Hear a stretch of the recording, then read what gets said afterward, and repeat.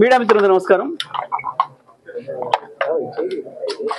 చంద్రబాబు రూపంలో మరొకసారి తెలంగాణ జలదోపిడికి పథకాలు రూపొందుతున్నాయి.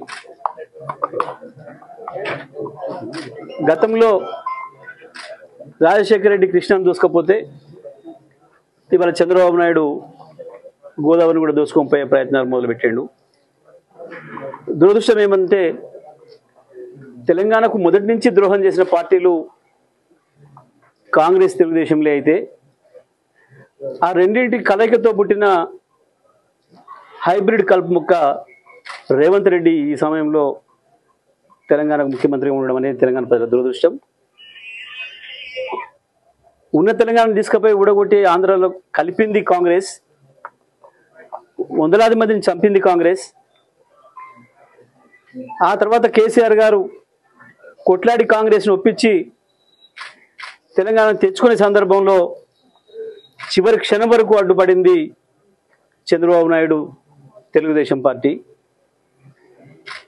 తెలంగాణలో అనేక మంది చావులకు కారణమైంది, తెలంగాణలో ఆకలి చావులకు కారణమైంది, తెలంగాణలో కరువు కాటకాలకు కారణమైంది, తెలంగాణ వలసలకు కారకమైంది తెలుగుదేశం, కాంగ్రెస్లే. ఆ రెండింటి నుంచి ఈ రెండు దుర్మార్గమైన పార్టీల, సమైక్యాంధ్రవాదుల పెత్తనం ఉన్న పార్టీల కలయికతో వచ్చిన దుర్మార్గమైన హైబ్రిడ్ కలుపు మొక్క రేవంత్ రెడ్డి ఇక్కడ ఉండడం అనేది వాళ్ళ తెలంగాణ ప్రజలు శాశ్వతంగా మళ్ళీ కరువు కూరలు పడే పరిస్థితి తీసుకొస్తా ఉంది. రేవంత్ రెడ్డికి నదులు ఎక్కడ ఉన్నాయో అర్థం కాకపోవచ్చు, నదుల బేసిన్లు తెలియకపోవచ్చు, కానీ స్పష్టంగా ఒకటైతే తెలుసు, తన రాజకీయ అవసరాల కొరకు వేటినైనా అమ్ముకోగలిగిన శక్తి ఉన్నవాడు, ఎటువంటి దుర్మార్గానికైనా ఒడిగట్టగలిగిన శక్తి ఉన్నవాడు, తన రాజకీయ ఎదుగుదల కొరకు ఏ ప్రయోజనాలనైనా పరంగా పెట్టగలిగిన వాడు రేవంత్ రెడ్డి. తెలిసే ఇవ్వాల కృష్ణ పోయింది, కృష్ణార్పణమే అయింది, ఆంధ్రార్పణమే అయింది. రాజశేఖర రెడ్డి దుర్మార్గంగా 350 టీఎంసీల నీళ్ళ బాలిగిన ప్రాజెక్టులను కట్టి కృష్ణ దోసుకపోతుంటే ఆనాడు ఈ కాంగ్రెస్ ప్రభుత్వాలు మీరెవరు మాట్లాడలేదు, తెలుగుదేశం కూడా ఎప్పుడు ఒక మాట మాట్లాడలేదు. ఆ రోజు గోదావరి ఉంది మీకు మాట్లాడినరు, ఇవాళ గోదావరిని కూడా దోసుకుపోయే ప్రయత్నం చేస్తూ ఉంటే రేవంత్ రెడ్డి అతి నీచంగా, ఒక ముఖ్యమంత్రి కాదు కదా, ఒక మామూలు గ్రామీణ నాయకుడు కూడా మాట్లాడలేని స్థితిలో మా నీళ్లు మమ్మల్ని వాడుకొని ఇస్తే మీకు అవకాశం ఇస్తాం, ఇంతకు మించిన దరిద్రపు కొట్టు మాట ఇంకొకటి ఉండదు. మన నీళ్లు మనం వాడుకోవడానికి వాడేవాడు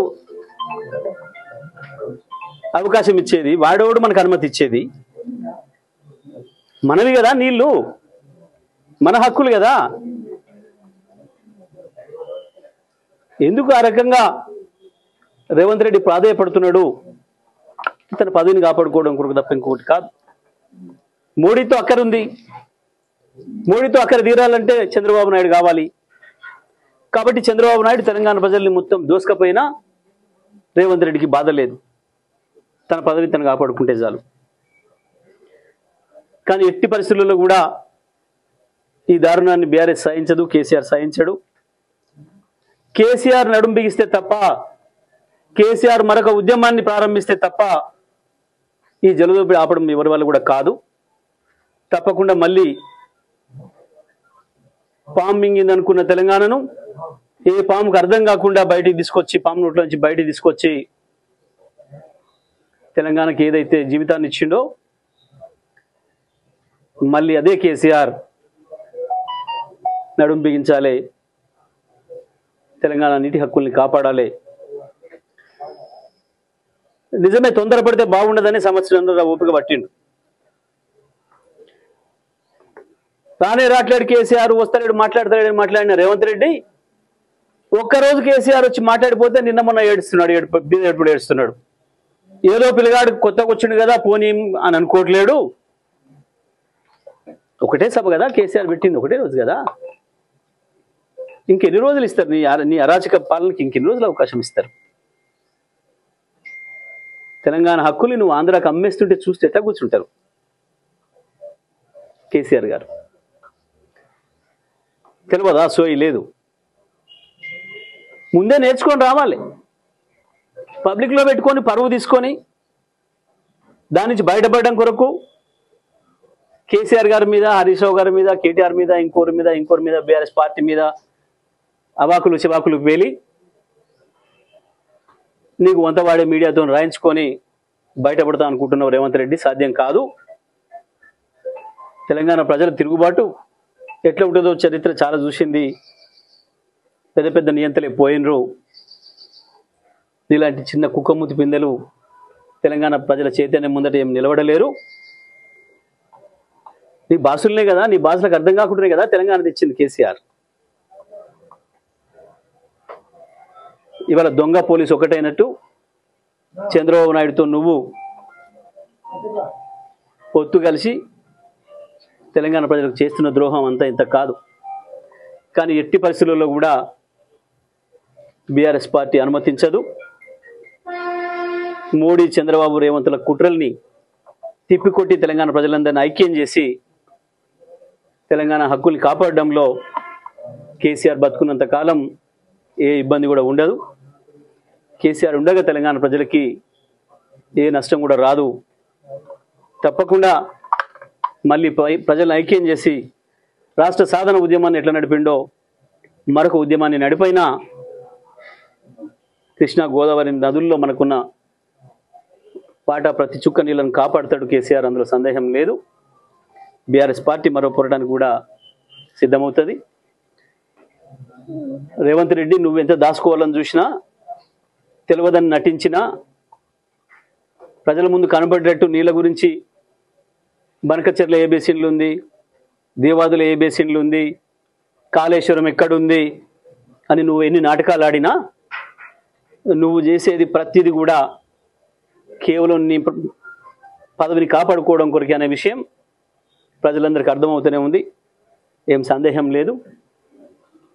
ఇప్పటికైనా రేవంత్ నాటకాలు ఆపి తెలంగాణలో ఉన్న అన్ని పక్షాలు కలుపుకొని అందరితో కలిపి పనిచేస్తే తప్ప, లేదంటే కాళోజీ చెప్పిన మాట ఏదైతుందో అది నిజం చేసి తీరుతుంది తెలంగాణ ప్రజలు.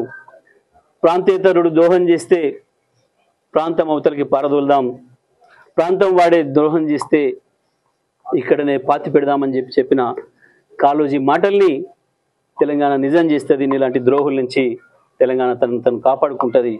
తెలంగాణను కాపాడడానికి బీఆర్ఎస్ పార్టీ ఉంది, కేసీఆర్ ఉన్నాడు. తప్పకుండా రేవంత్ నాటకాలను బయటపెట్టి చంద్రబాబు ద్రోహాన్ని ప్రజల్లో నిలబెట్టి తెలంగాణ హక్కుల్ని కాపాడుకుంటుంది బీఆర్ఎస్ పార్టీ. సంజయ్లు కావచ్చు, కిషన్ రెడ్డిలు కావచ్చు, రేవంత్ రెడ్డిలు కావచ్చు, ఇవన్నీ కూడా ఒక్క త్రాసు ముక్కలే. ఏ ఒక్కడికి కూడా తెలంగాణ ప్రజల పట్ల సోయిన వాళ్ళు కాదు. అసలు ఈ దేశంలో జాతీయ పార్టీలు ఎప్పుడు తెలంగాణకు న్యాయం చేయలేదు. ఆ తర్వాత వచ్చిన తెలుగుదేశం పార్టీ ఇంకా పెద్ద ద్రోహి అయింది. తెలంగాణ ప్రజల హక్కుల్ని కాపాడింది కేవలం కేసీఆర్, టీఆర్ఎస్ పార్టీ తప్ప ఇంకోరెవరు కాదనేది సత్యం.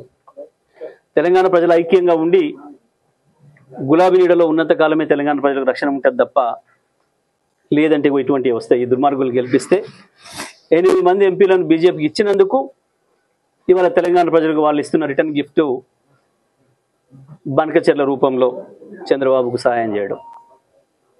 ఏమిచ్చింది బీజేపీ? 8 మంది ఎంపీలను ఇస్తే అంటే ఉన్న గోదావరిని తీసుకుపోయి కూడా ఆంధ్రార్పణం చేసే కుట్రకు మద్దతు తెలియజేస్తూ ఉంది. ఇది వాళ్ళ బీజేపీ పార్టీ చేస్తున్న పని. ఆయన బండి సంజయ్, ఇంకో సంజయ్, ఏ ఒక్కడికి కూడా తెలంగాణ హక్కుల పట్ల సోయి లేదు. తెలంగాణ ప్రజల ఆకాంక్షలు పట్టింపు లేదు. కేవలం వాళ్ళ రాజకీయాలు, వాళ్ళ పదవులు తప్ప, వాళ్ళ పార్టీలు తప్ప ప్రజల సోయిన వాడు ఎవడు కూడా లేడు. కేసుల విషయానికి వస్తే పోటీపడి ఒకడు అర్జెంటుగా కేసీఆర్ జైలు పెట్టు, జైలు ఎందుకు పెడతలేవు అని ఒకడు, నువ్వెందుకు పెడతలేవు అని ఇంకొకడు. మీరు మీ అయ్యలు, మీ తాతలు వచ్చినా కేసీఆర్ని జైలు ఏం పెట్టలేరు. ఈ పనికి మళ్ళీ కేసులతో ఆపలేరు. ఈ కేసుల గాండ్రింపులు అన్నీ ఒడిచిపోయి చూసినాం. ఏడాది అర్థం నుంచి మీరు వాగుతున్నది, అంతకుముందు 5 ఏళ్ళు మీరు వాగింది. మీ ఈడీలు, మీ ఐటీలు, మీ ఇంకోటి మీ సిబిఐలు అన్నీ 10 ఏళ్ల నుంచి 11 ఏళ్ల నుంచి డేగ కన్నేసుకొని చూస్తూనే ఉన్నాయి కేసీఆర్ని. మీరు అందరు చూస్తుండగానే మీ కుట్రలన్నిటిని తిప్పికొట్టే తెలంగాణను భారతదేశంలో నెంబర్ 1 రాష్ట్రంగా నిలిపిండు కేసీఆర్. మీ కేసులు ఏవి కూడా భయపెట్టలేవు. ఇప్పటికీ దాదాపు 3,500 పైగా కేసులు పెట్టారు టీఆర్ఎస్ పార్టీ కార్యకర్తలపైన, నాయకులపైన, సోషల్ మీడియా యాక్టివిస్టులపైన 3,500 పైన కేసులు పెట్టిండు ఇప్పటికీ రేవంత్ రెడ్డి. అయినా ఈ కేసులు భయపెట్టలేవు, ఆపలేవు. మా ఎమ్మెల్యేలను కేసులు పెట్టినా, ఇంకొన్ని కేసులు పెట్టినా కేసులతో భయపడడానికి ఎవరు కూడా లేడు. ఇవి మమ్మల్ని ఆపలేవు.